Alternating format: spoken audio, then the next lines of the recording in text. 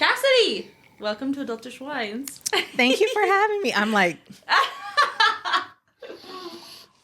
No, I love this because I've evolved to wine. Okay. I was definitely like... I'm still like a basic bitch when it comes to wine, though. Okay. So like Moscato, something sweet. Oh, you like the sweet wine. I'm the sweet side. I haven't graduated to like... This wine tastes like wood. The other side is so good. It tastes like earth. I love the earthy wines. Yes. I love like the bigger, the bolder, the deeper, the woodier. Yeah, I still have to get into that. I was like the Hennessy drinker back in the day. Oh, okay. Yeah, so we now we feel fancy. Did Hennessy make you crazy? Yeah. It was Bad Girls Club. I don't know. Really? So if it was all the Incredible Hulks, if you don't know what that is, I'm too old. You're too young. The Incredible Hulks. It's like Hypnotic and Hennessy. Oh, it was like a club drink back in the day, early 2000s. Also, maybe is that a Houston club drink? Maybe. Because I'm from LA originally. Oh, okay. Y'all had something totally different. I've never heard of the Hulks. Like that is Incredible Hulk movie or something for me. Yeah, so it was that, Four Locos. Oh my God. Yeah, it was like the hard stuff. But now I feel fancy because I have wine. Yeah. Well, I have to say that this has been in the fridge all day, but I might need to check my fridge temperature because I just don't think it's that cold. Are you going to be okay with this? No, this is good. Is it fine? Yeah, this is good. Yeah, it hits good. Leave it to my apartment. Another thing going wrong in this godforsaken. I love it.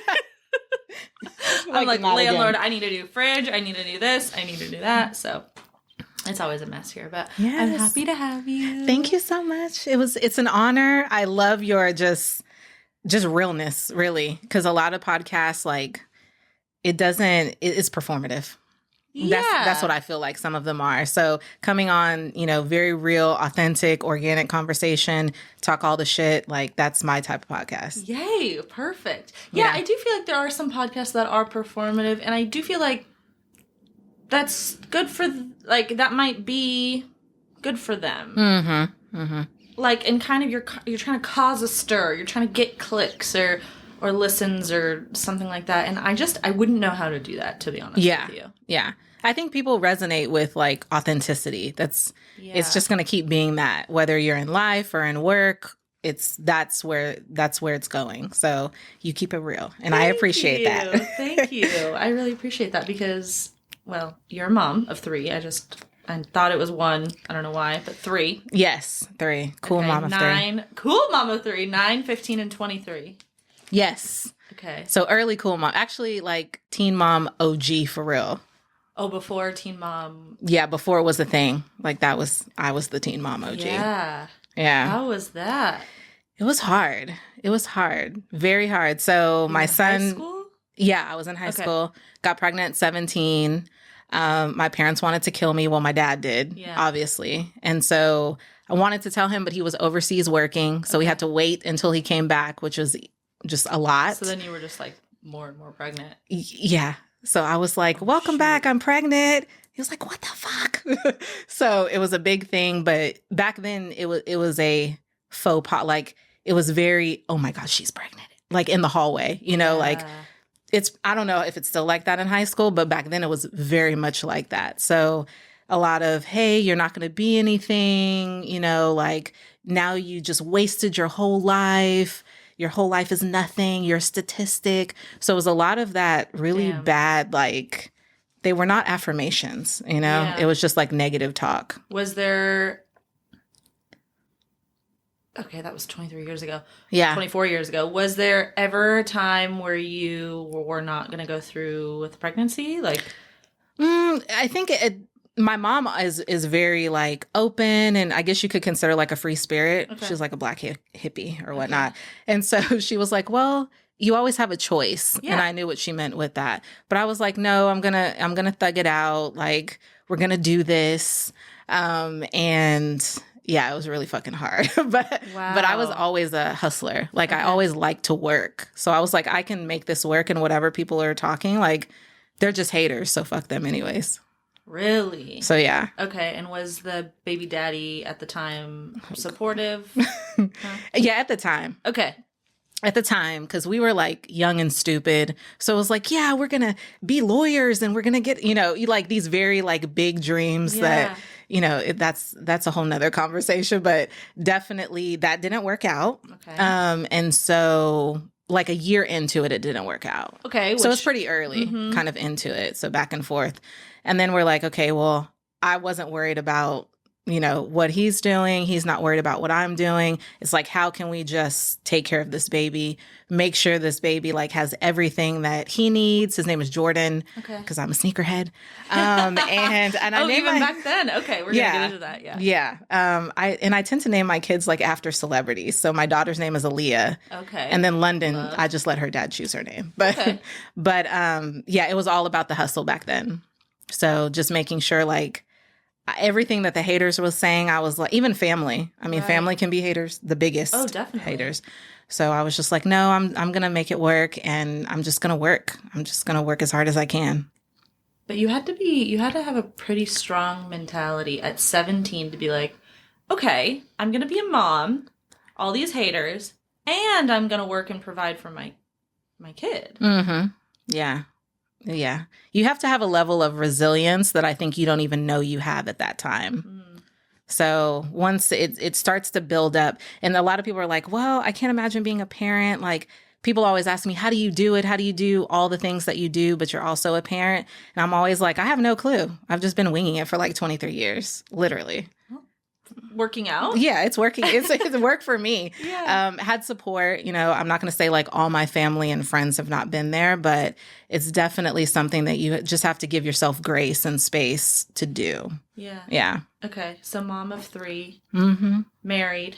Mm-hmm. You are an HR professional. Yes, HR professional. Which I'm kind of excited to get into that because I moonlight as a corporate baddie. Ooh, okay, or do I moonlight as a podcaster? I'm not sure which one I'm moonlighting as, but like I do feel like I live a few different lives. Yes, you're a baddie, corporate podcasting. You're just a baddie that does a few things. I'm a baddie that does a few things. Okay, so HR professional. You are you have C&K Daily, which is, what is that? Is that like sneakerhead? Yeah, so it's basically a platform that serves as a voice for women in sneaker culture. So the goal is really to empower, to inspire, to educate women in the space. It's a male-dominated space like everything else in the world. Yes. And so we want to amplify those voices of like, not only the unsung heroes in the space, but also the trailblazers, because we looked up to, the street girls. Like, I grew up in 3rd Ward, Southside Houston, Texas. I wanted to make sure you are from here in Houston. Yeah, Southside of Houston. So it was very much like I was looking up to the girls that had like, the honeycomb weave and like the big gold chains and the gold teeth. Like, I have a grill. Like, those things are important to me. Very Houston.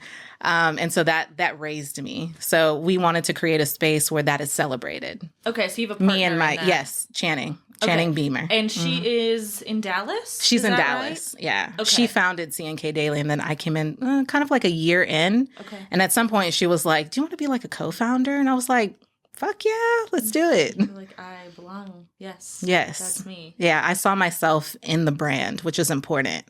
Yeah. So I was like, we could do this. I believe in the vision. Okay. So, yeah. When did the love for sneakers start? You said, Ooh, that started in my emo days. Okay. So, you kind of like, you go through many phases, and as a mixed girl, like I always say, like I'm a Black woman, but my dad is Hispanic, so there is Afro-Latina kind of in the mix. Okay. But I grew up in a Black household with a Black grandma, so I'm closer to that experience. But I went through many phases because I was mixed. Like I had an identity crisis, like many years, and so I started in middle school. I thought I was a skater.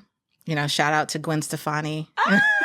So I thought I was a skater. I was she is still going, Gwen Stefani. She still is beautiful too. Oh my God. Like she's aging well. Yeah. She's aging like wine, not milk. For sure. So I wanted to wear all the chain wallets. I had Jinko jeans.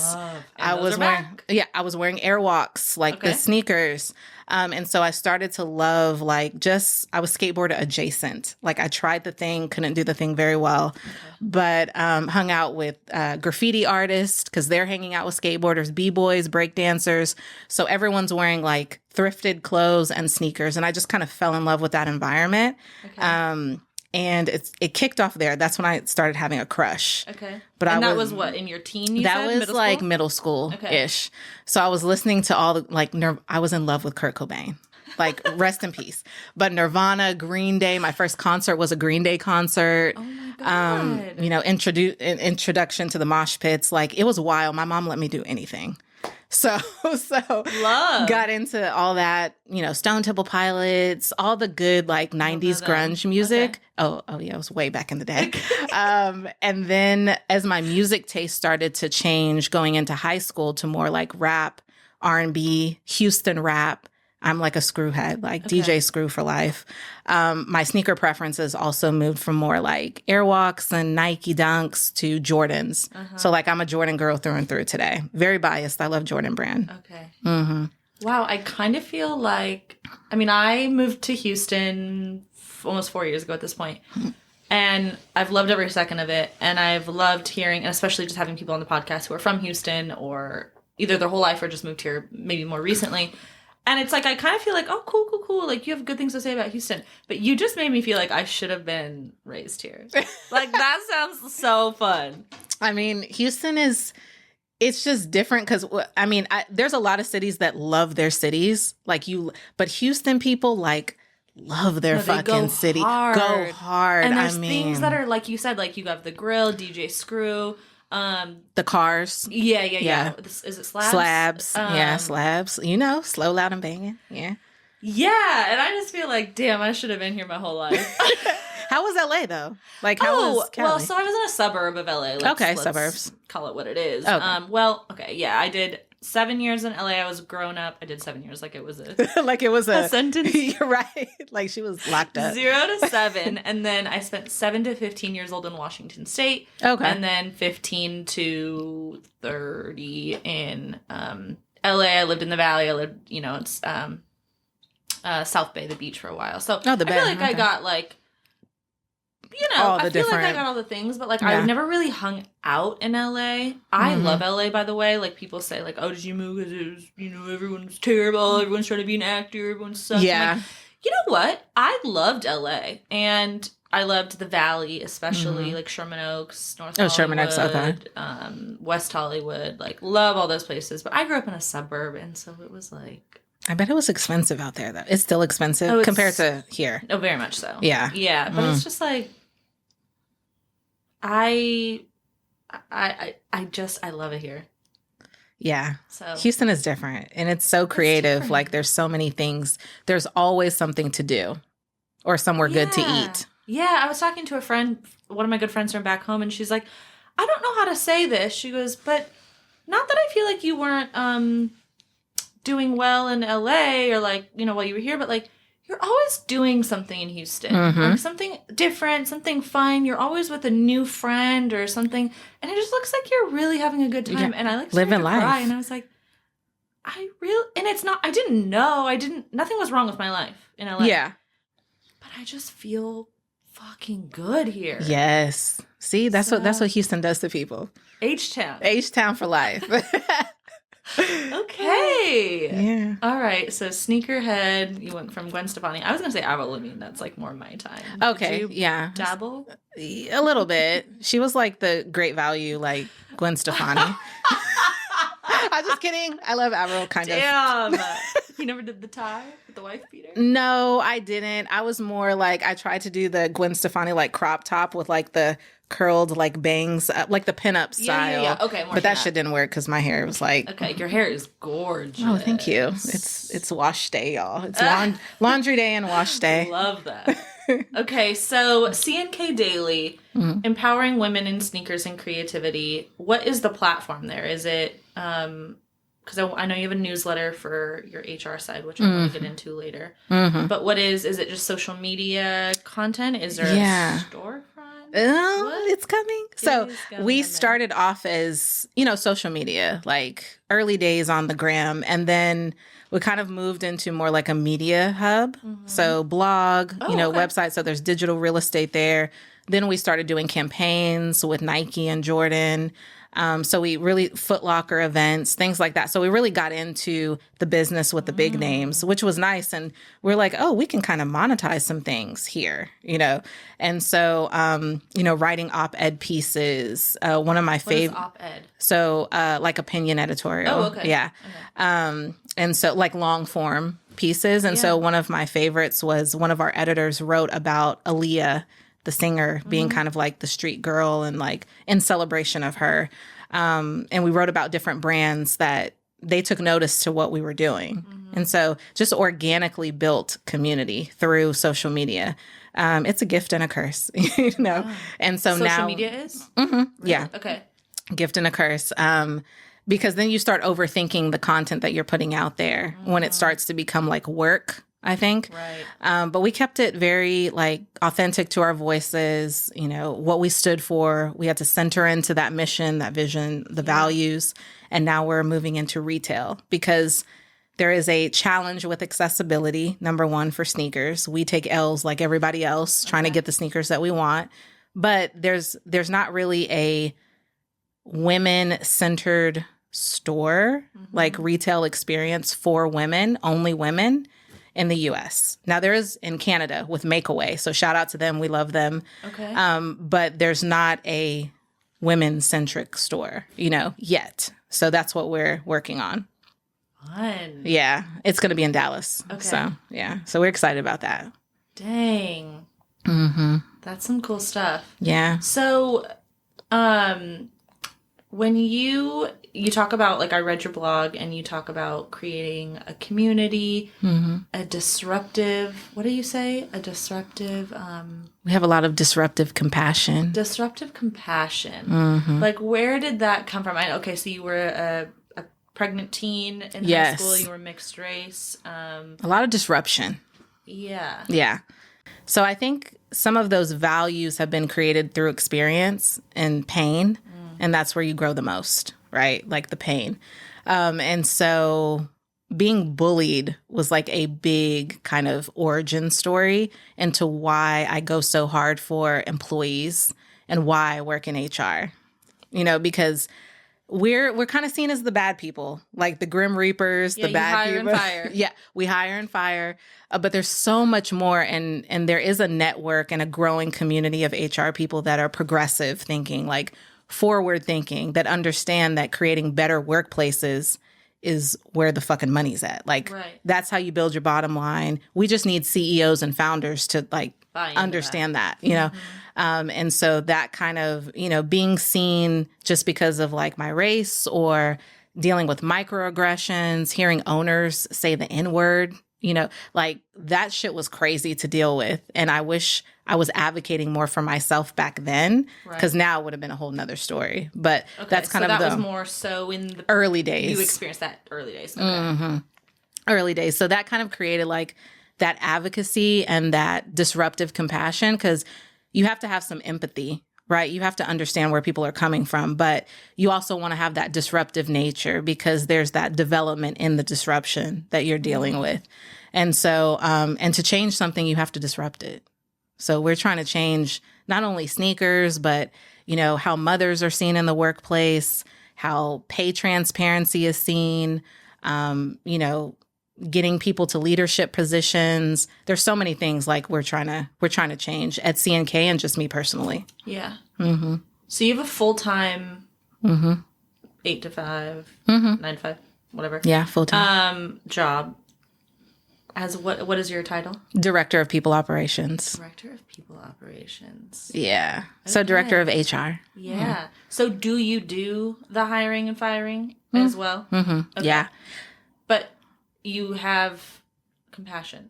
Yeah. You have to like, I've been fired before. Okay. Like I've been like, hey, you fucking suck. Like you, so I've been fired. From a corporate job or like like an early on job, but so I feel what people are going through. There's a way to fire somebody to where they're almost thanking you for the opportunity because you've been so human with them. Like there's a saying that goes, they're not going to remember how they came in, but they're going to remember how they left, as far as a job goes. They're going to remember how you exited them.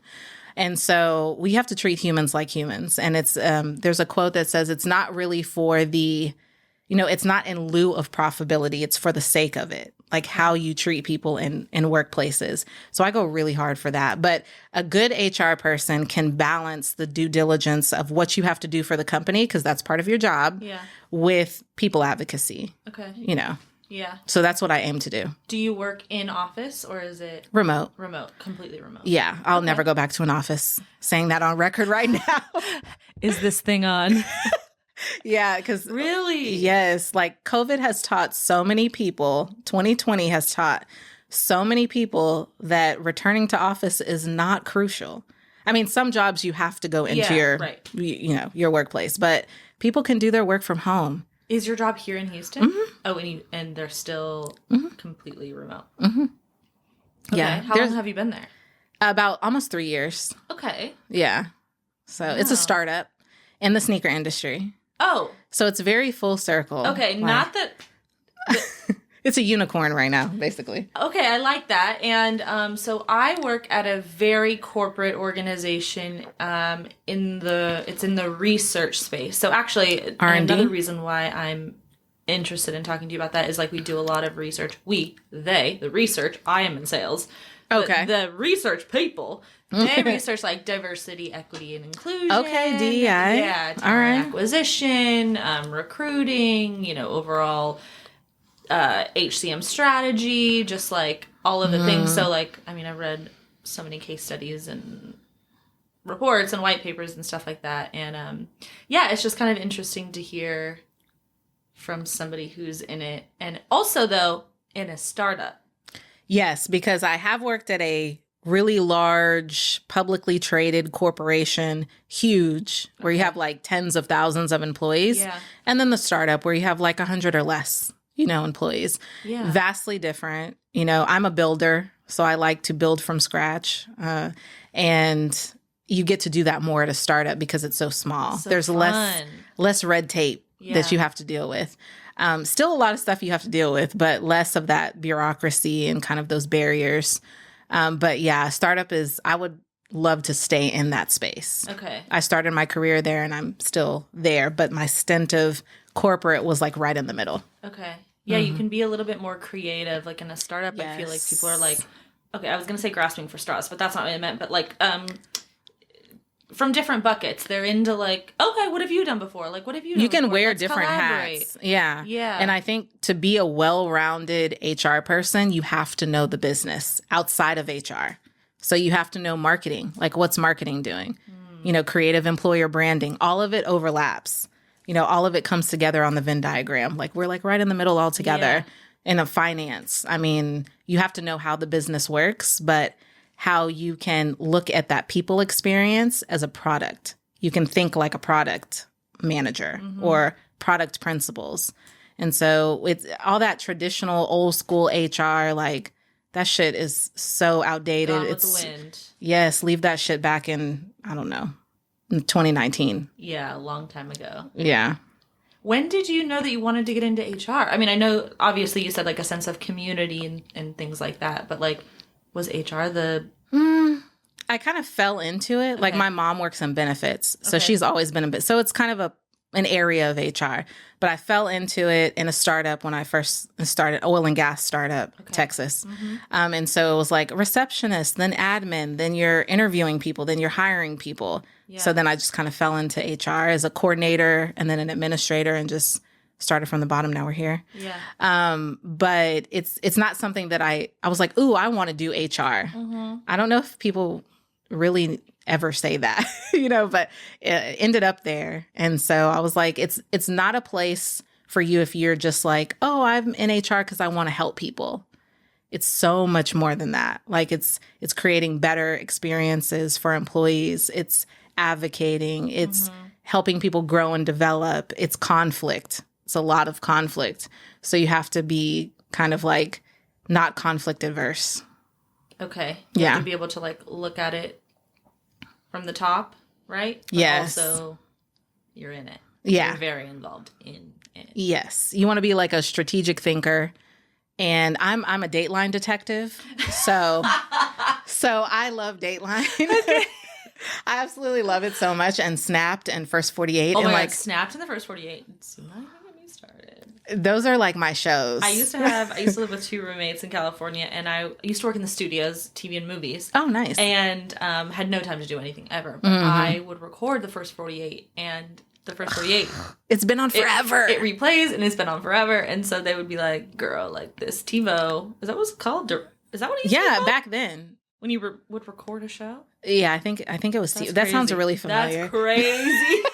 That's a crazy thing I just said. Oh my God, because who records anything anymore? Right. It was like a DVR. DVR. Yeah. Damn, we don't do that anymore. That's wild. That anymore.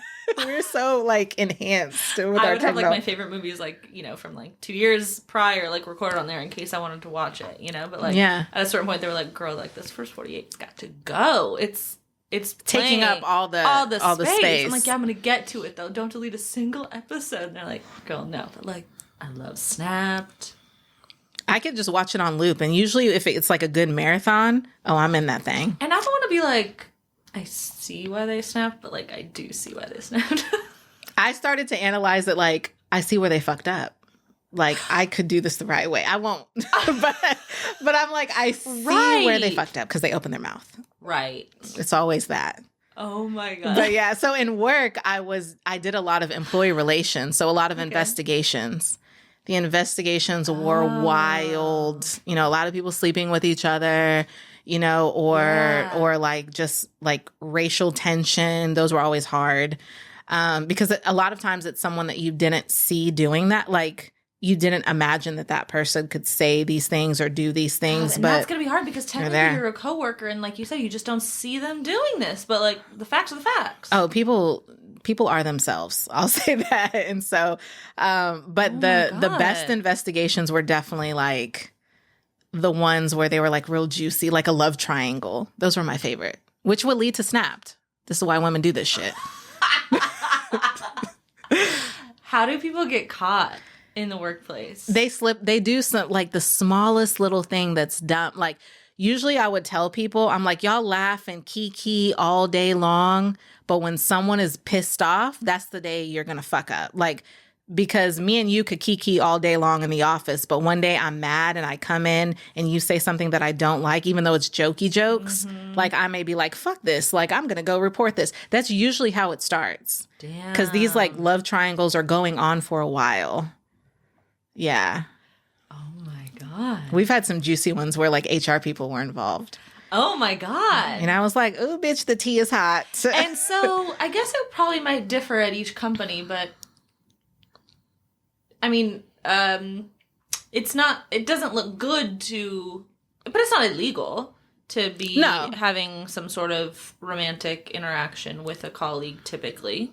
It's not illegal. It's definitely based on like company policy though, because sometimes they'll say that you need to disclose. Right. But a lot of times these people were married having the triangles. See, and that's where it gets messy. Because you're not going to disclose that shit. Right. So yeah, it was wild. And there's a lot of like obscene pictures and you're a detective. So like literally at work. So you have to go through all of these, all the evidence. Channels, all the evidence. All the emails. Some of the emails and the text. I'm like, why are they saying this at work? Like to employees, like, wow. Yeah, it got crazy. And how do you feel about the work wife, work husband slang? I don't like it because I'm married, obviously. So I'm like, if somebody's like cool at work, and I don't want that to be misconstrued as anything other than that's a cool coworker. But I've seen it a lot in corporate where you have like work wife. I haven't seen it in the startup, like especially the startup that I'm at right now. They're very, very respectful of like relationships. Most people are married, even though they're young, you know, they have families. So everyone respects that. But in corporate, it was the wild, wild west. Like people were taking people to lunch. We had executives that were taking the same like female coworkers out. So you knew something was going on, but like you didn't know. It wasn't an investigation yet. But you would see that a lot. And people would be like, my work husband. So I kind of think of it as if my husband went to work and he was calling somebody my work wife, would I be pissed? Yeah, I would throw some hands. I think I would be pissed. Yeah. No, you're not taking... And I get the sentiment. You're cool with a coworker, like you just said, but it's a little disrespectful. Very. Yeah. Just leave out the work husband, work wife term. I'm just going to lunch with Nancy. Yeah. Not my work wife. Because for me, work wife, work husband feels like, by the way, I'm very single and I'm not like, and I don't think this exists in my company, maybe. But like, I just, I don't know. I just feel like you're being disrespectful. Yeah. And it leaves the door a little open. At work. Yes. You spend like a third of your life at work. Which is a lot of time. I know it's kind of like that kind of was hard to hear. It's a lot of time at work, and so you're spending most of your time, most of your day that you're not sleeping, most of your awake time working. Yeah. So if you're spending time with someone at lunch, like you're spending money on them at lunch, like you're building this connection and relationship more than you are with your partner at home, that's a problem.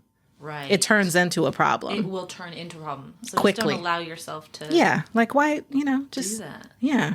The grass ain't greener, bruh. It's fine. It never Water is. it at home. It never is. The grass is, what did it say? The grass is greener where you water it. Water it. Yeah. That's true. Water it at home, not at work. Yeah, no. Yeah, at home. Please. Please. But could be fun. Says the single person. Not the work wife, work husband, but like a work now if you're single, that's different. Relationship. Yeah, it's a little, it could, yes, if you're single, I would say like, hey, do what you want. Even as an HR person, I'm like, I mean, as long as you're not violating that they can use against you, then go ahead. Everything's good. Yeah. Don't fuck it I up. will say that even single people, when you shit where you eat. Right. No, it gets messy. I've seen that get real messy. Yeah. So just word to the wise, there's too many people. You don't need, just outside of work. I mean, I've heard there's not. You can tell me about the dating in 2024, but I've heard it's pretty bleak. Are in struggle mode. Dating recession, in a dating drought, in a dating hell, purgatory. Everything is just underwater. I feel for y'all. I know. And that's why I tell people too, like my coworkers, not that anyone ever says this to me, but guests too. I'm like, be happy. Work it out. I will take all that laundry on the floor. Be out here. Yeah. Mm-hmm. Yes. Pick your battles. Yes. The laundry on the floor, the dishes in the sink. Like, you do not want to be out here on these streets. No. I don't want to be outside. You don't even want to be in the sky. No. You're going to get shot. I want to be inside. Yeah, it's fine. I want to be inside with my man. I want to be inside so bad, but my therapist keeps telling me, how are you going to meet somebody when you're inside? That is true. I just got off the dating apps. I was going to say, like, what about... So I live vicariously through my baby sister who was on the dating apps. And... does she live here in Houston? Yeah, she lives in Houston. I think she's got off them now. Mm-hmm. Shout out. She got a little baby. But when she was on them, it was just very interesting to see, like, I think she was on Hinge. Is that the one? Swipe different ways or whatnot. And so she would be like, well, what about this profile? What about this and this? And I'm very particular. Like, I would be like, nope. So it seemed like it was hell on the apps. Yeah. So bad. And it works. I know a good, like, I can't even count the amount of people that I know that it's worked for them. Oh. Actually, like, really? More than my two hands. Really, truly. Oh, okay. Hinge, Bumble, the different apps. Okay. And that's people I know in my life. And then we're talking about, like, influencers or celebrities I follow. It works. I don't know what I'm doing wrong. User manual error. Yeah, no, like, that's, and that, like, I'll take the heat. Like, I'll be like, okay, I'm doing something wrong. Like, I'm like, are these pictures, like, saying something wrong? You know, like, what, because Are you even going on dates? Oh, yeah. Okay, so you're going on dates. Yeah. Okay. Yeah. But the catfish story that you told before, I was hilarious, by the way. Wait, which one? Y'all need to roll it back to the one who got in a car accident. And oh my god! Oh my god, Larry! So if that was your real name, it wasn't his real name. I'm gonna tell you that nobody's name is Larry. I literally had a real life catfish before. Oh really? And it was like in high school. So, Okay. and it was before Catfish was like digital, obviously. Right. And so back then we had like you could leave a voicemail for somebody. So it was like it was just like a landline type thing where you call the phone number and you can leave a voicemail. The way that you're explaining that right now, like, people are probably like, what's a landline? It's a phone. That is not a cell phone. It's like a house phone. But they had these landlines, and basically it's like a phone service. Like you call and you leave a voicemail message. But there was a lot of chat rooms too. So this was in the realm of like AOL chat room era. Sure. So there ASL. was like location. Yes. So you remember that? And I would lie. Yes. One of my stories that like it's embarrassing, but like I was 11, talking to some grown-ass man. I said I lived in California at the time. I really lived in Washington. He asked me what time it was there, and I didn't He was smart. compute It was smart. that Washington and California are very much the same time zone, and I like panicked and got out of the chat and freaked out. But like I remember that feeling so like. See, this is why I'm a protective parent right now because of these type of things. Yes, keep them off. Yes. So it was some chat room. It was like a guy that said he looked like XYZ and like all of these things. And I was like, cool, I was smart though. I was like, you can come up to my school. And like, like he was young though. He wasn't like an old person. Or so he said. So he said he came up to the school and like a Suburban. So it was like this car full of people. Shit. All my friends were at the school. He came up and somebody rolled down the window and I was like, oh, it's you. Like, what's up? I'm Cassidy. This is high school days.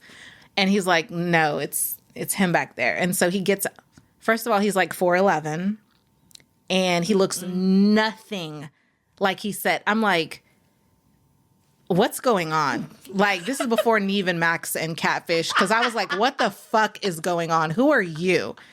Like, Leprechaun. How old were you? I was like, I had to be like 16 or so. But I was like, who is this fucking leprechaun here? And he was like short and nasty and... Short and nasty? And I've been on a date with a few of those. And he was like, oh, I'm such and such. And it's just the audacity that he would think that I would be like, oh, okay. Like, you totally lied about every fucking thing. Yeah. It was wild. And I was like, get the fuck out of here right now before I call like all the homeboys.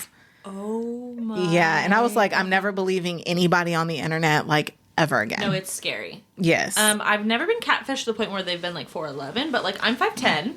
Yeah, you're pretty tall. Pretty tall. Yeah.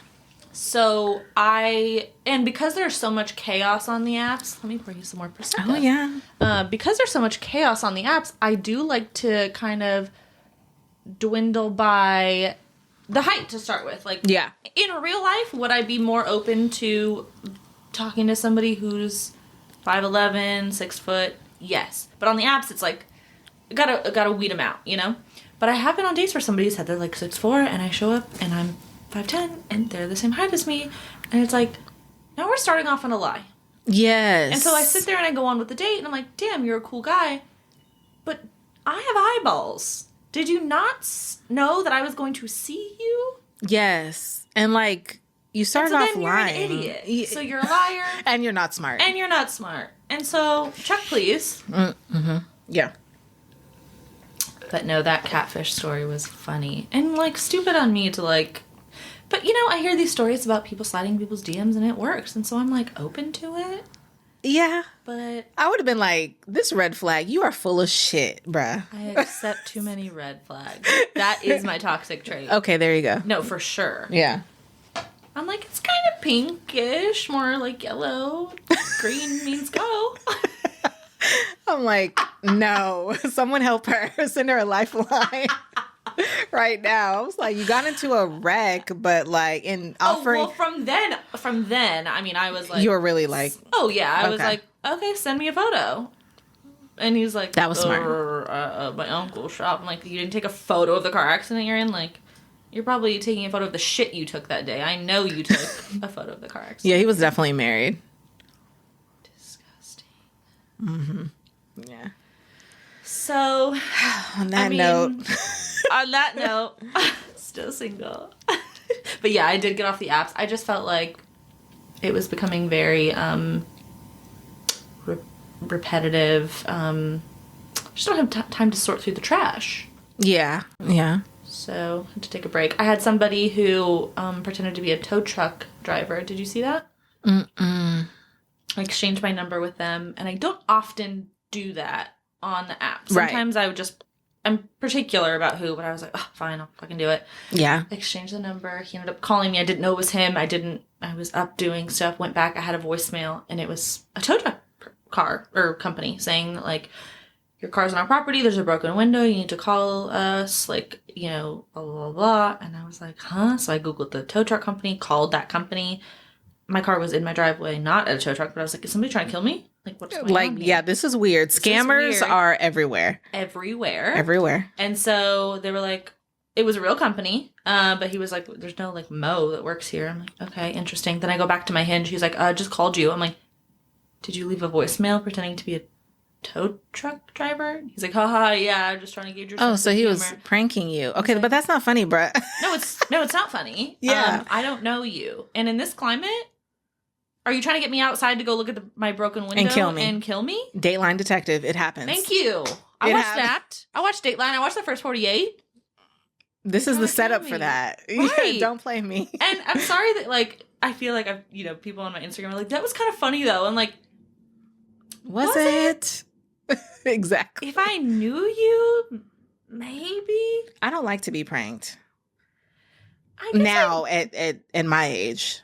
Like, I'm in my 40s, so I don't like to be pranked. I don't have time for that bullshit.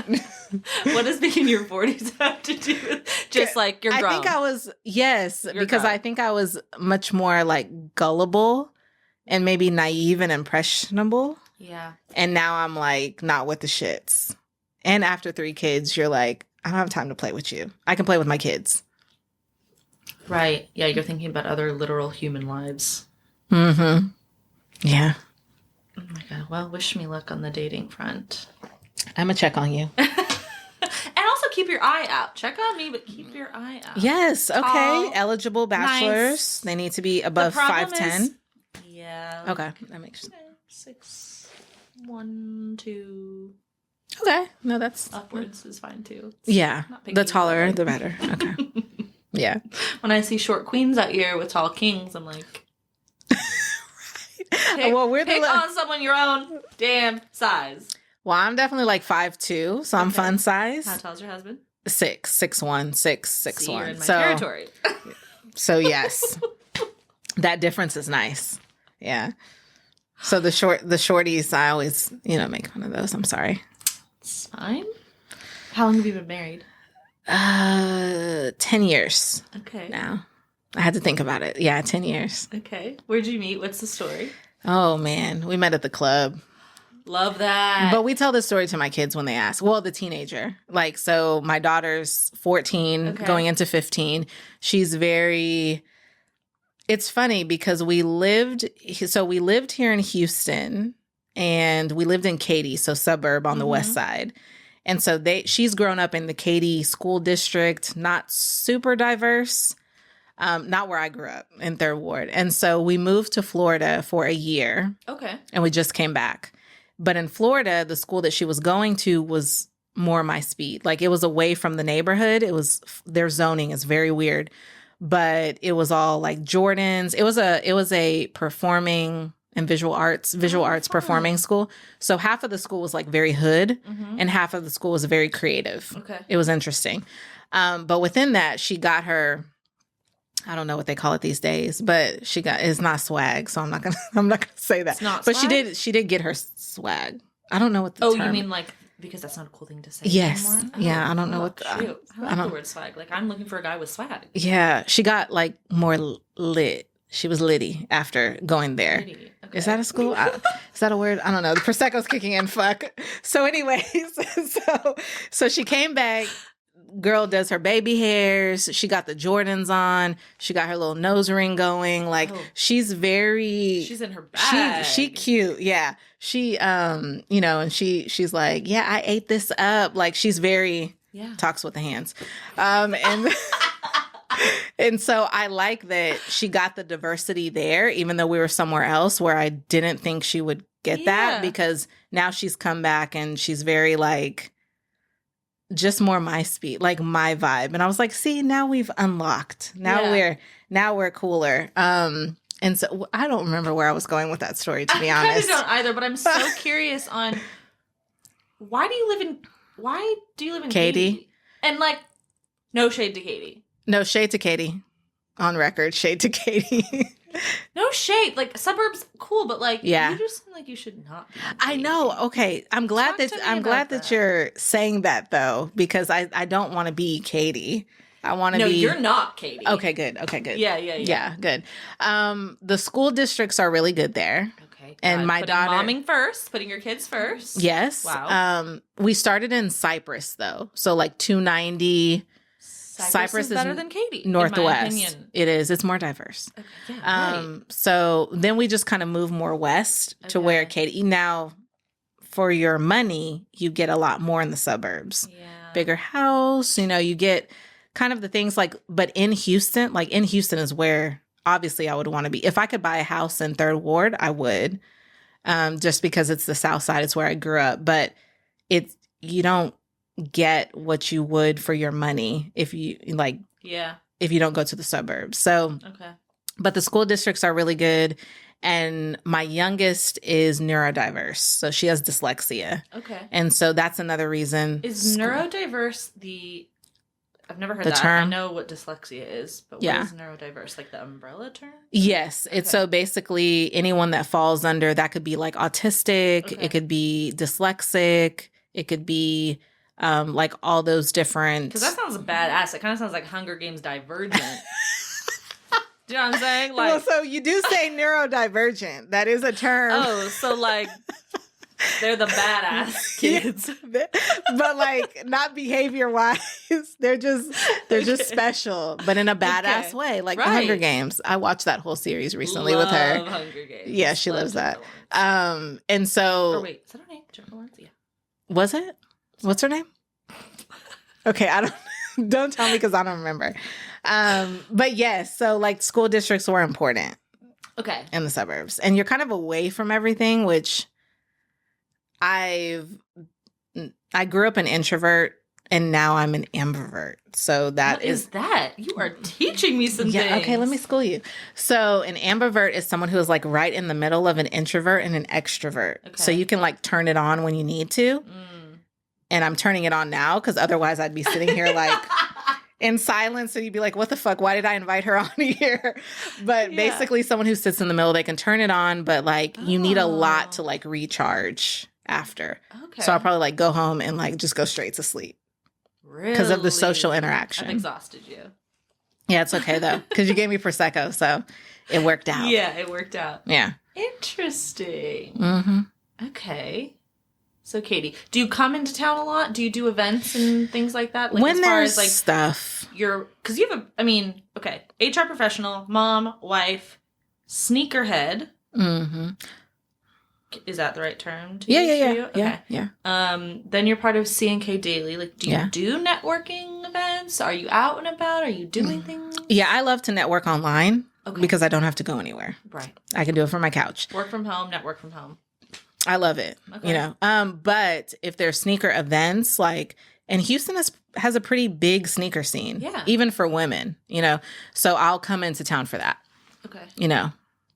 You will do. Yeah, that's something I'll come in. A nice dinner. You know, I love to eat. Like, I'm a self-proclaimed foodie. Okay. And so I lost a lot of weight in Florida because their food was shit. But now I've gained some of that back. To Florida? My husband got a promotion. Okay. So we're like, I'm like, yay, wife gonna follow. And let's, your career. He's done a lot for mine. So we went, and then we had the opportunity to like come back. And he was like, would you want to go back home? And I was like, fuck yes. Like, say less. I would totally want to come back. So we did that and it all worked out really good. Okay. Yeah. So he's still with the same company, all of that good stuff. So it was just like a really good, like, flow for him. Yeah. And I'm remote, so I could work anywhere. That's nice. Yeah. Okay. Did the kids struggle with like the moving from schools? When we first got there, yes. Like the high schooler, definitely, because you're going into high school. Mm-hmm. So it's a way different scene. Katy's not as diverse. So it was like a culture shock for her. but then she got into it. Yeah. And then the youngest child, I mean, she could look at somebody and smile and they're best friends. Oh. So it's just like making friends is so easy for her. Friends as a kid. I mean, like, well, let's say teens, I think it gets really hard, but like yes. 10 and under maybe. Oh, yeah. Just walked up to anyone at the slide and you're like, wanted to go do the monkey bars? We're friends. We're friends now. We're besties This is my best now. friend from the park. Yeah, so she'll come home and she'll be like, "This is my best friend." And I'm like, respectfully, bitch, you have a best friend like every week. So, but I'm like, okay. But now she's going into 4th grade. Okay. So now here's where the drama starts. Like little elementary drama. Yeah. I remember that with my niece. Mm-hmm.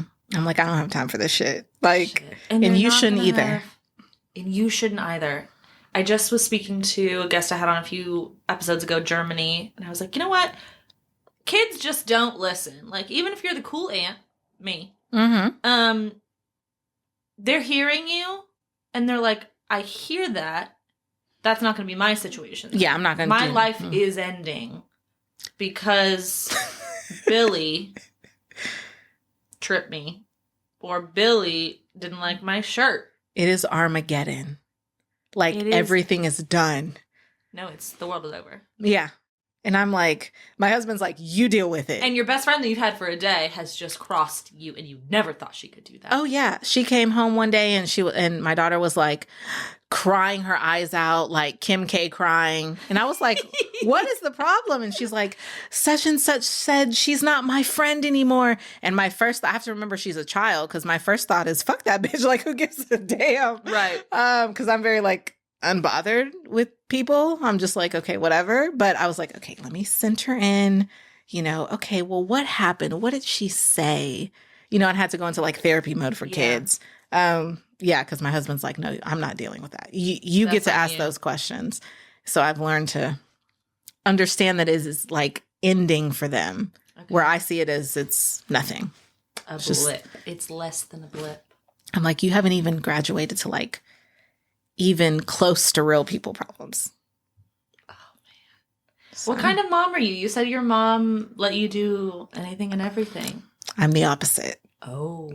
Yes, because I've seen what that can do. Okay. So hence, getting pregnant at 17, like she was very supportive and like all of that good stuff. But when you don't have boundaries as a teenager and you're allowed to, you could really do whatever you want to, like you get to learn lessons the hard way. And like, I don't necessarily want my daughters to, my son's grown, Yeah.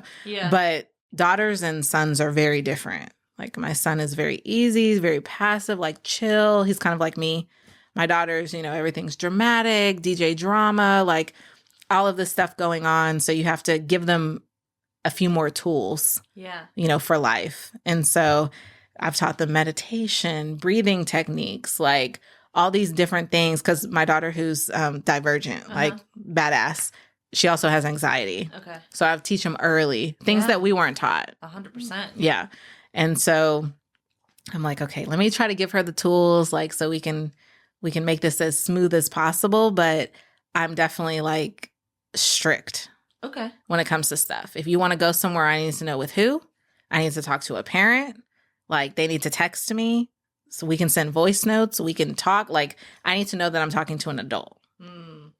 And if it's all good, it shouldn't be a problem if you're not doing some dumb shit. Right. Yeah. So yeah. I'm involved. Like I'm one of those like involved parents. No, I think that's good. Yeah. Yeah. I think that for a while, like, so I grew up without a present mother. Like my sisters were present. My older sisters, I'm the youngest of 4.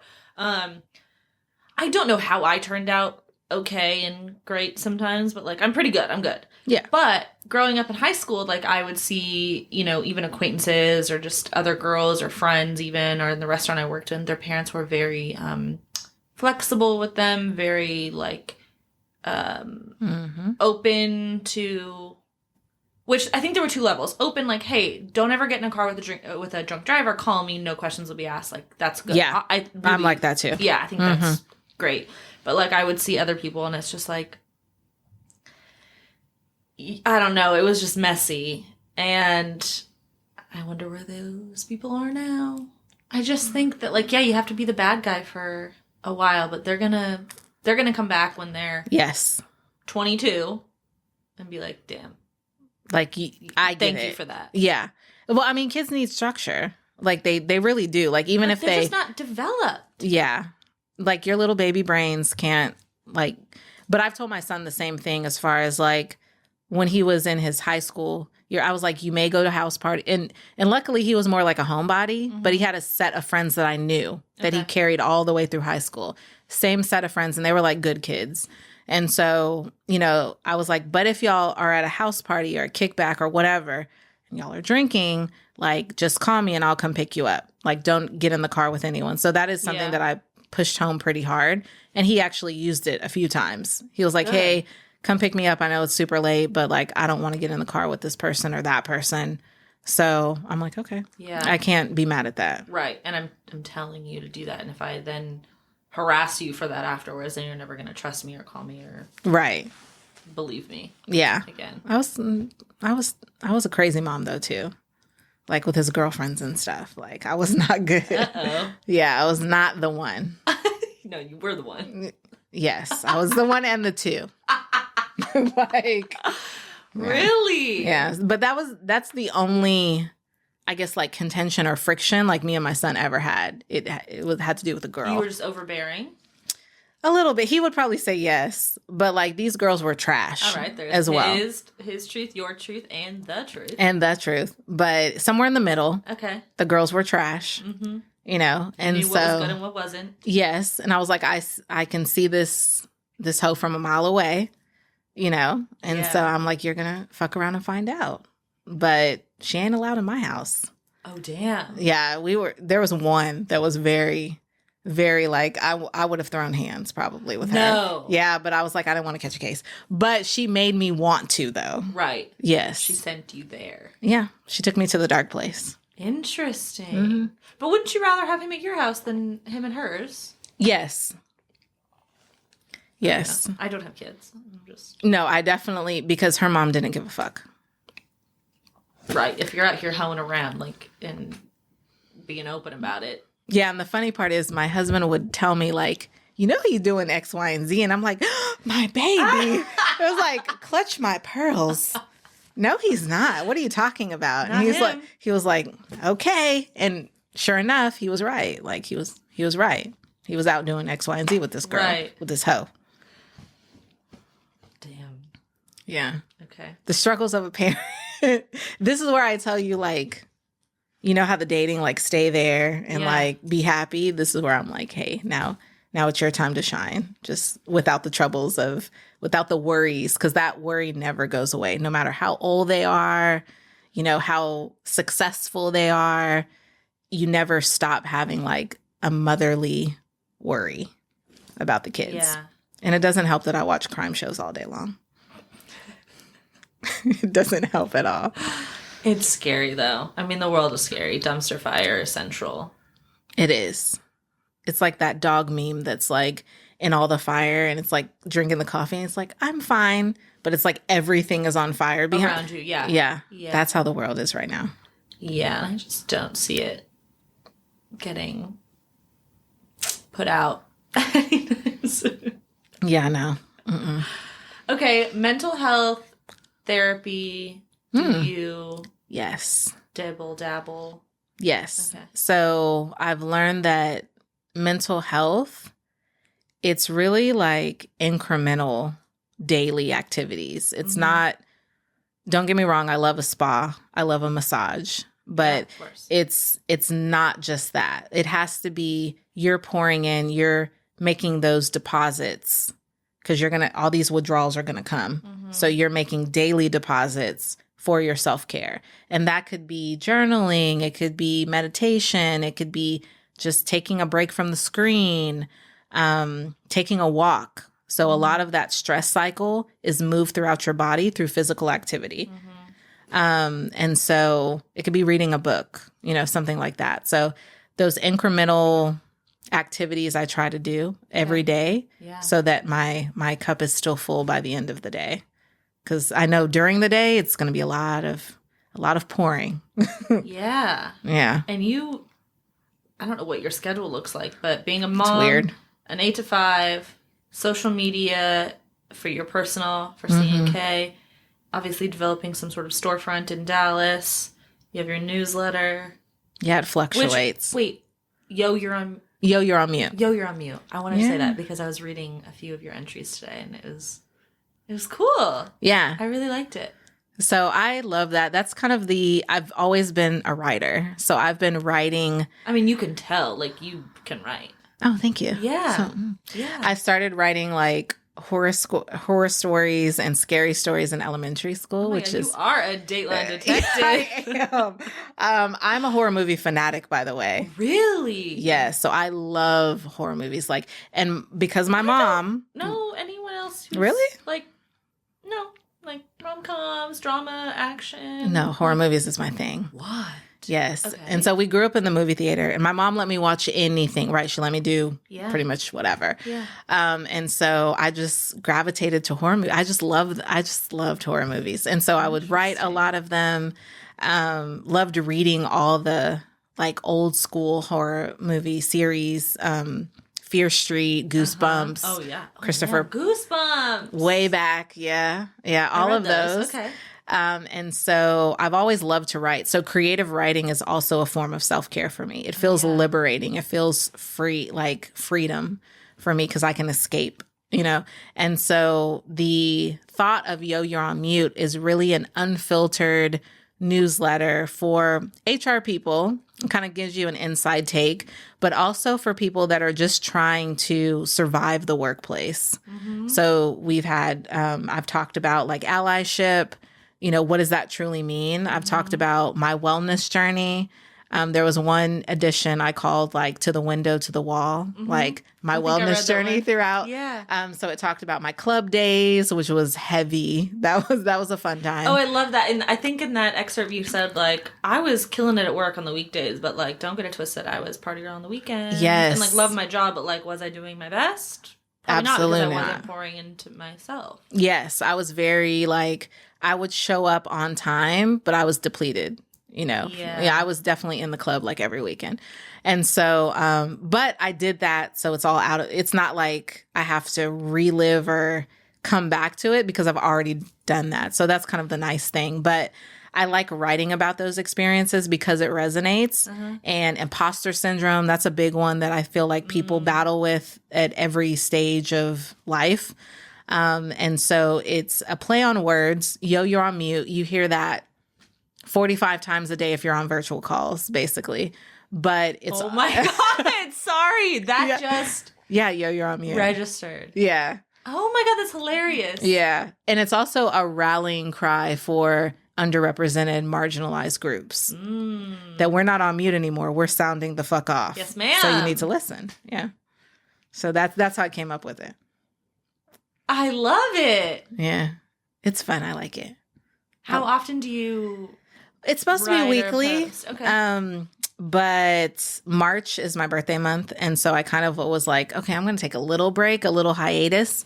So we're coming back and talking about like HR and the L word, and which is layoff, by the way, not love. Talking about like, is HR the new content creator? Because LinkedIn is, to me, it's a little more fun than Instagram right now. Which sounds crazy, but it is. So for me, I haven't, a lot of my coworkers know about my moonlighting as a podcaster, but I don't intertwine the two. You don't overlap it. I do not do anything on LinkedIn. And really even, I need to be better about like actually my professional, doing it for my work, my corporate job. But I want to. I know that it's like... It's a space. Such a huge space right now. It is. It's the only way that I found like-minded HR people like me.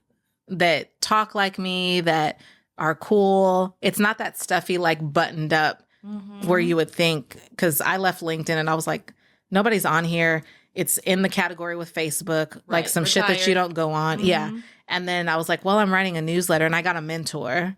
And so she is huge in HR, and her newsletter is like 300,000 subscribers almost. Like she's really big. And she was like, yeah, start that. Like start writing. That's really cool. And so once I found her, it kind of branched out to more network. You build like really vast networks professionally, and it turns personal where people are cool. So you become friends. Yeah. With HR people. And I'm like, I've never met HR people like this. I didn't know y'all existed. Where the fuck were y'all at? Right. So it's been fun, actually. That's kind of fun to think about, that like there's a little turn or uprising. Yeah. And I like writing more than I like taking pictures. And Instagram, I have to post a picture. Right. I have to like or take a video. Post. Yeah, reel. It takes me like 10 days to make a 10-second reel. Like, it's hard. It's hard out here. But you know what? Like how you said, I think at the top of the conversation, you said like you were talking about authenticity and stuff like that. Like, and then it becomes work, or it becomes hard to do when it's work. Yes. It's like, just post what you want. Yeah. So even if you're Instagram, like I follow people who only post their words, actually. Yeah. Those faceless Instagrams. Yeah. Those do really well too. Yeah. Or just like, kind of, I feel like I follow a couple of poets who do that too. So, I mean, yeah, I guess it is obviously visual, but yeah, you definitely have I like posting sneakers on Instagram. Yeah. So that's where I'm like, okay, well, I understand that both like audiences can't always like overlap and like cross pollinate, if you will. Yeah. So like Instagram is more like shit talking and sneakers. You know, how do you say fuck you to your boss professionally? Things like that. It's still kind of workplace, but more unfiltered. Casual, unfiltered. And then LinkedIn is like, okay, I'm sharing insights. I'm promoting my newsletter, because most of the people that have subscribed to my newsletter are from LinkedIn versus Instagram. Well, I would definitely be reading your newsletter. I mean, I'm not an HR professional, but I do work in the workplace. Oh, it's and for honestly, everybody. Yeah. No, but I just like, I love, and it was long enough to where you, how do I say this? Like, you had more than just HR stuff. You had like, you know, for the sneaker lovers or for the women or for this or like. I put affirmations in there. Yeah. Like if you just need something, because there's power in words. So Mary Jane moment, have all these Post-it notes on the mirror or whatnot. Yeah. But I also put like, here's a throwback song that it's something I didn't skip on my playlist. That's like the little area. So I may throw it back to like a song or, what sneakers I'm buying this week. Or so it kind of sits right in the intersection of career and creative. And that's where I like to be. That's really cool. Yeah. I like that. Yeah.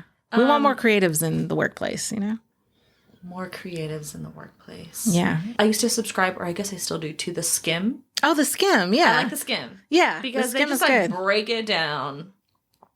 This is what's happening at a level you can understand. Yes. It like what you care about. Little shorts. And that's kind of how I felt about yours. It was just like, this is what's going on. This is what I'm thinking. And it was just like easy to take in, easy to understand. So that's good. Yeah, I like to start with like, how did I get here? Like, why are we talking about this topic? Because it usually relates to some experience that I went through.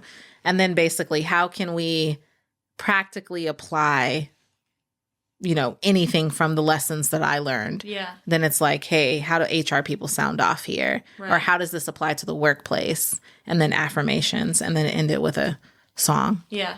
Do you feel like you see yourself continuing in the HR space, even how far you might rise to the top in other areas? Yeah, I love like the HR space. Okay. I just love it because I see it evolving. Mm-hmm.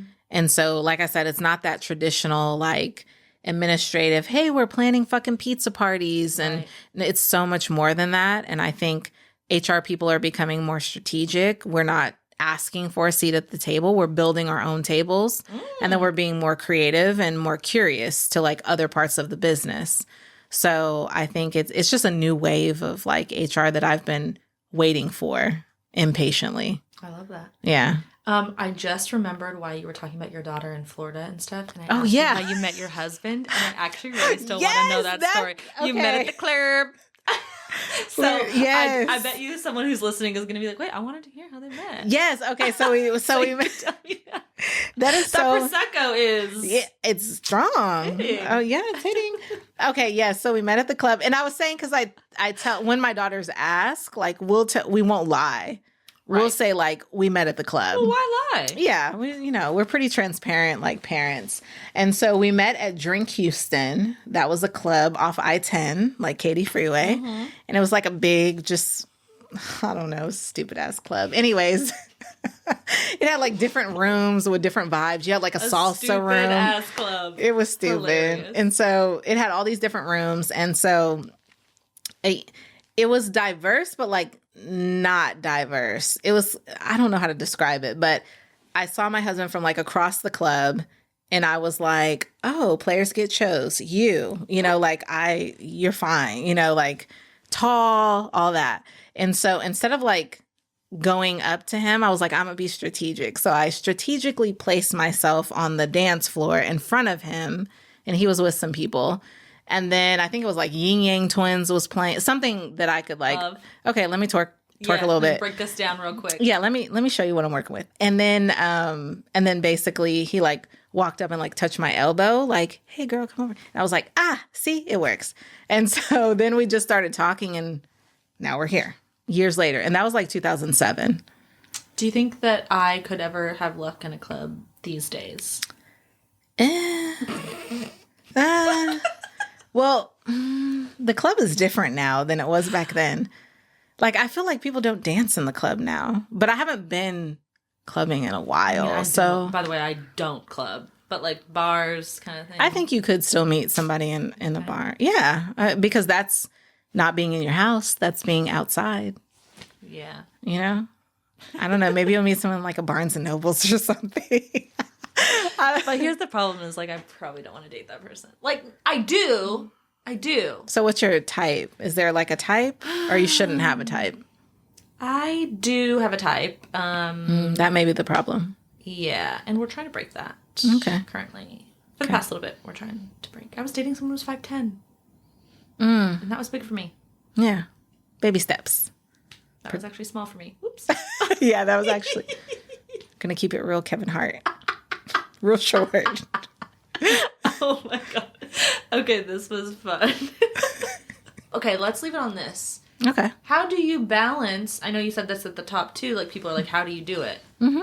But really, yeah. How do you do it? I think I embrace that I can't do it all. So every day there is some type of harmony, and I'm trying to use the right words because balance it's still too much of a pressure point. Like to balance something, like you're still very uneasy, you're still struggling, but a harmony is something that comes together like very fluidly. Yeah. It's able to shift and pivot and be molded, but it's not as like restrictive as like I'm balancing something. Like you almost feel pressured to perfection. Right. But harmony is just progression and like what you're trying to do. So I try to understand that every day is not the same, and that's okay. Every day I'm not going to be joyous, and that's okay too. And I can fuck up. Like that's also very okay. There will be fuck ups, but just making sure that I give myself grace and that I communicate that grace to my family to say like, hey, today is not a great day for me. I need y'all to be the 80% and I'm going to be the 20. Love that. Yeah. So, and that works. Communication is big. And I think that's something I had to unlearn, like toxic communication from just childhood trauma and then move into like an effective communication strategy. Like you have to do that in work and personal. Yeah. But yeah, finding some harmony and Prosecco. That always helps too. And Prosecco. Yeah, just something to take the edge off a little bit. Yeah, just a little bit. Okay. Do you cook? I'm not a good cook. Okay. I suck. Does your husband cook? Fuck no. Oh. So DoorDash needs to sponsor me. Hey, DoorDash. But I mean, I can cook a little bit, but I learn. I'm trying to learn more from like the mothers, the matriarchs, like in the family. I mean, I can do a little bit. Okay. But I'm like such a basic bitch with cooking too. Like, me too. I love spaghetti. Okay. And people always make fun of it. Like, your man doesn't want to come home to basic ass spaghetti after a long day at work, but I love spaghetti. I could eat it every day. I kind of forgot about spaghetti, I'm not going to lie. Like, there's so many fancy, different kind of pastas out there that... Yeah. Spaghetti... I do make a mean like homemade Alfredo. Okay. Yeah. So I'm learning. Okay. A little bit. I brought that up because that has been something for me where I just feel like I don't have the time to cook. And I'm also a single person. So going to the grocery store and buying all these specific ingredients. And then mass amount, like, and then it's mass amounts, or I'm freezing. It's just like too much. So I do a lot of like My Fit Foods or meal prep or something like that. I'm trying not to DoorDash so much, but I definitely do. Yeah. But cooking for me, I do love. I'm not a chef. I'm not a chef. Yeah. I'm a cook. I need to follow a recipe. Yes. And I can do the damn thing. Yes. But it is very. I open a bottle of wine. It's nice. It sounds like a vibe. No, it's a vibe. Yeah. And I love it. And so I'm trying to do it more often. I love that. Okay. Yeah, and maybe we'll have cooking with Paige too. Cooking with Paige, podcasting with Paige. No, I can't add anything else at the moment. Right. We are full. We are at full. capacity. Yes. Yeah. For sure. The balance, the harmony. Harmony, yes. Between work life, podcast life, content creation life, friend life, family life, dating life. Yeah, it does sound like a lot. So, but I mean, everybody has a lot, so it's just about how we deal with it. Yeah, I think a lot of it is also like ruthlessly prioritizing. Some days you're going to prioritize the podcast, or some days you're going to prioritize, hey, there's some work shit that needs to be done, or family stuff I need to take care of. Mm-hmm. So it's always that musical chairs. I have been living by, and it's probably, people might think it's anal or too much, but like, if it's not in my calendar and if it's not on my to-do list, that part, I can't process it. It has to be on the calendar. I literally, like, I know that, I'm doing that Move Your Body Every Day challenge. That's on my to-do list. And I mark it off. Doing my laundry for the day. To-do list. Yeah. Calling my friend who I know has been a hard time, or texting. To do. I mean, I'm literally saying, like, call my friend. Like, could I call my friend at that moment? Like, could I? Yeah, but like, I just don't have time for it at the moment. I don't have the capacity. But yeah, that's how I'm harmonizing my life right now. That's adulting, and you're creating a system that works for you. Yeah. And operational systems are how you reach success because you're organized. So yeah. We shall see. Stay tuned. I'm going to check on you again. I'm going to check on you for a few things. Thank you. Yeah, you've got a few things to check in on me for. Okay. Okay, where can we find... Okay, so Yo, You're on Mute is your newsletter. Is that linked in your Instagram? No. I probably should get better at that. So... Like a link tree or something? Yeah, you know what? I think it is. If not, I'll have it on there by the time everybody listens. Yeah. And I'll put it in the... Because you sent me the link, so I'll put it in the notes. Yeah. So Yo, You're on Mute is the newsletter. If you want some unfiltered, really cool HR lady insights. You probably never met a cool HR lady, so welcome. And then Cassidy on the gram on Instagram. Love that. And then Cassidy Edwards working at Trade Block on LinkedIn. What's your wine of the week? This was easy. Oh. This was easy. Okay. Because living in Florida, like I said, and then coming back to Houston, the motherfucking mosquitoes. They are coming in like baby pterodactyls. I literally have marks, like scars from mosquitoes. What the fuck are they? What is going on? I don't know. They are swarming us. They're so bad. I was on a walk on my lunch day and I got bit on my eyelid. I didn't know it. Then I get home, I have a huge bite on my eyelid. Yeah, it probably folded over like Quasimodo, like you had an eye. Is it in my eyeball now? Am I going to shit out a mosquito later? What are they doing? They're huge and they are savage. Oh my God, that is my wine all day long. Mosquitoes. And it's just going to get worse because this is not even summer yet. Who knows what we're supposed to be doing to help this? Please give us some, because I heard like off and like all those don't really work. So I need to know what works. I do have, it's off, and it's like 80% DEET or whatever that is. And some friends who were overlanding for a year, like so living on the road, camping and stuff like that, recommended it to me. And it does a good job. I do feel like I have to reapply. Okay. And it doesn't like stink like off. It stinks like, it kind of smells more like not a perfume, but like a Bath and Body Works? Yeah, like there is a scent to it, but it's not like, oh, you're wearing mosquito spray. Okay. So that's been good to me. But I have to wear it every day and reapply multiple times throughout the day. Yeah. over my clothes too, because those motherfuckers get through the leggings, they get through the jeans. They What is going on? They will find an open area of skin. I can't afford this. I can't afford these marks in my life. Yes. I'm like, I need the derma, like whatever it's called, to get rid of scars. Yeah. Because they're leaving, and I don't remember them being like that. So They've gotten worse. Yeah, they've evolved, and I'm scared. I'm scared. I'm scared for the Houston mosquitoes. It's really bad. Oh my God. Yeah. You're going to get bit when you leave my house and go to this to your car. Probably. You will. I'm going to be sad. Sorry. Thank you. Thank you for mentally prepping me for fucking pterodactyls outside. Not me. Okay, Cassidy, thank you so much for coming. This was fun. Thank you for inviting me. We covered it all. A cool mom, a cool sneaker mom, a cool sneaker HR mom. Yes. Yeah. I appreciate it. Yes. Okay, maybe I'll come out to Katie sometime. Yes, I'll take you to a coffee shop because that's all that's out there. Shit. That's all that's cool out there. Okay, well, maybe that's where I'll meet my husband. There you go. A nice suburban Katie man. Oh, I take that back. I don't want to meet anyone who lives in Katy because I want them to come this way. Yeah. And you live far from Katy, by the way. Thanks again for coming. Yeah.